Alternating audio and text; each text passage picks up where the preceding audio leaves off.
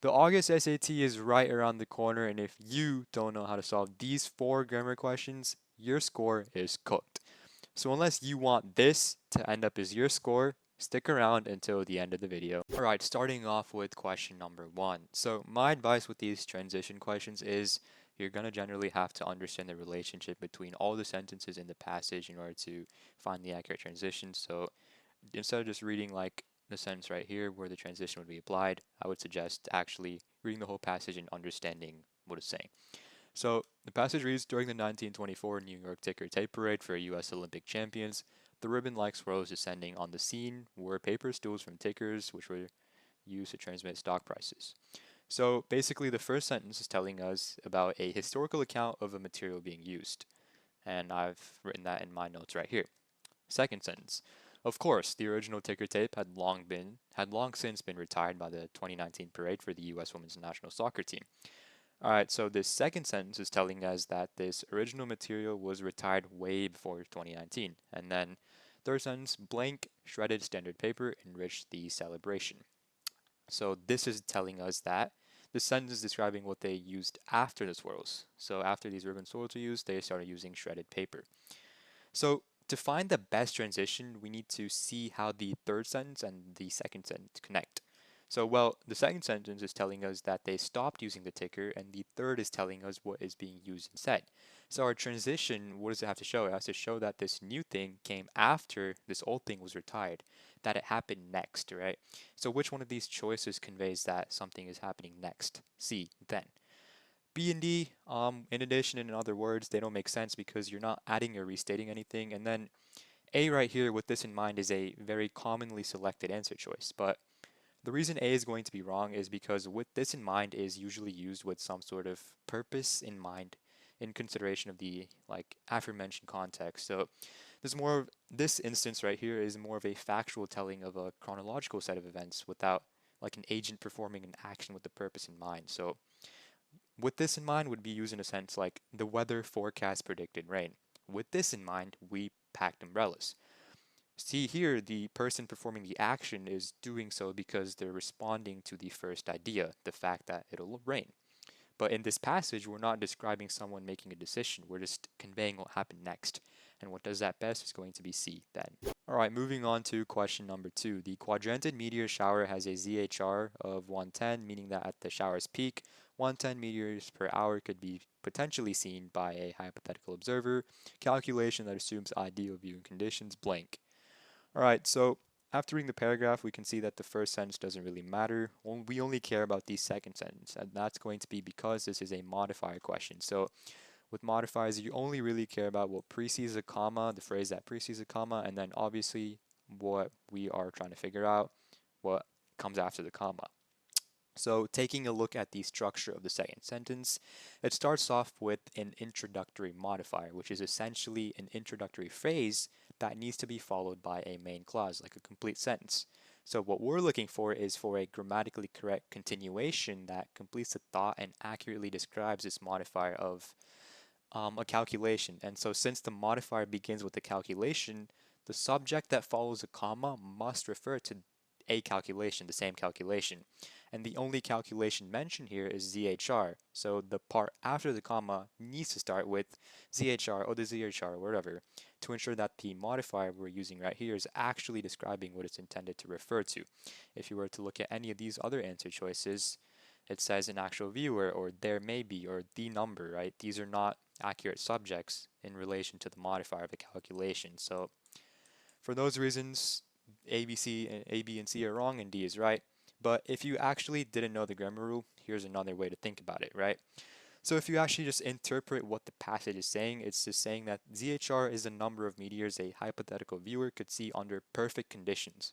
That's like the absolute best case. But in real life, most people don't get these perfect conditions, right? So the actual number of meteors an observer sees is going to be usually less. So you just want a sentence that clearly says the ideal number of ZHR might be different from what a real person actually sees.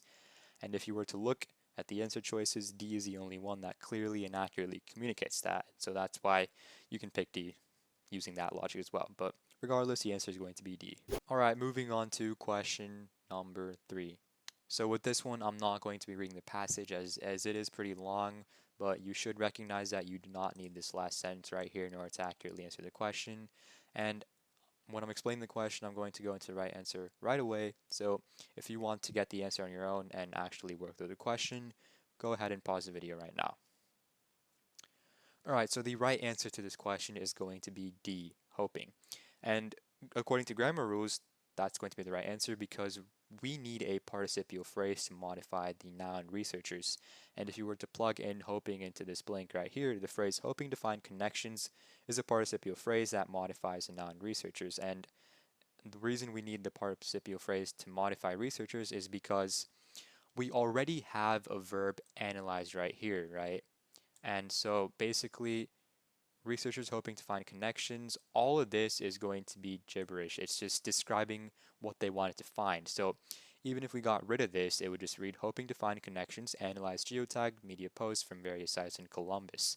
And so we already have a verb right there, right? So we just need a participial phrase to kind of connect what the researchers were hoping to find to what they were actually attempting to find right here, which is described right there. And so were hoping, was hoping, if you plug those in, they wouldn't even read right grammatically. And hoped is what a lot of people would put right here, but the main verb of the sentence right here, right? This is all one big sentence from here to here.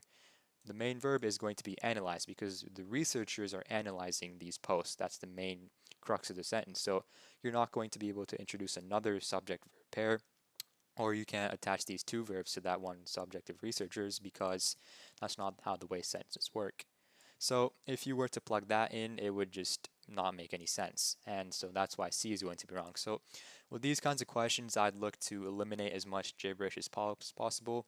If you actually looked at the sentence right here, you could just tell that everything right here is just not essential to the sentence because it's just describing what kind of connections they want to find. So getting rid of that and then just going straight from researchers blank analyzed would help you find the right answer a lot faster, and that's why it's going to be D. Alright, moving on to question number 4. Again, I'm not going to read this whole paragraph because it's not essential to getting the right answer. All I really care about is this last part. So you have a basket of goods and services priced at this amount, and it would have cost 105 USD and fellow OECD member blank. So basically, we're introducing a new nation. We just need to figure out how we want to introduce it, what punctuation, or if we want to use any punctuation to introduce that nation, Finland. So I'm just going to plug in my answer choices right here, starting off with A. This is just going to be an M dash. So A is not going to be correct because an M dash is too informal in this context and it's stylistically jarring. Like you don't need an M dash to set off Finland. You're not saying that it's like a non-essential thing. You're not introducing a list or anything. Finland is essential to the sentence right here, and you don't need any punctuation and like especially an M dash to set it off. With B, using a colon again, you only use or not only use, but a colon is primarily used in situations where you're following an independent clause with a list or a description, and in this case, you're only describing or mentioning just one thing, that's the country of Finland. You're not introducing a list or describing anything, so you don't need a colon, and a colon wouldn't make sense for the sentence. And then with answer choice C, nation Finland.